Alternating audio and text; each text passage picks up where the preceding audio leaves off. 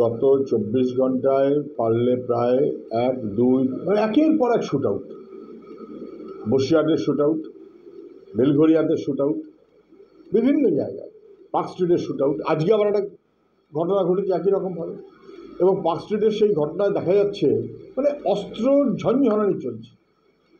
Shoot out যেন একটা নিত্য পদ্ধতি হয়ে গেছে।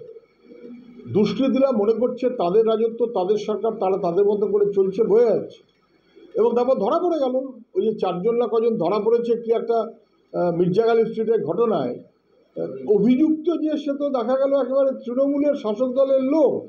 এটা বিস্ফোরক কিছু না, এটাই স্বাভাবিক, এটাই নিত্য সত্য।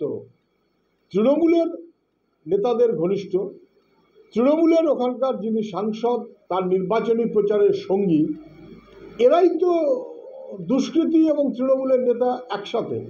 ফলে শ্যুট আউটে অভিযুক্ত যে সে তৃণমূলের নেতা হবে অথবা কর্মী হবে, এর মধ্যে নতুনত্ব কিছু আছে বলে মনে হয় না। পশ্চিমবাংলাকে এইরকম গুন্ডা গাদ্দির জায়গাতে নিয়ে গেছে তৃণমূল, এবং শ্যুট আউট এখন নিত্য ঘটনা।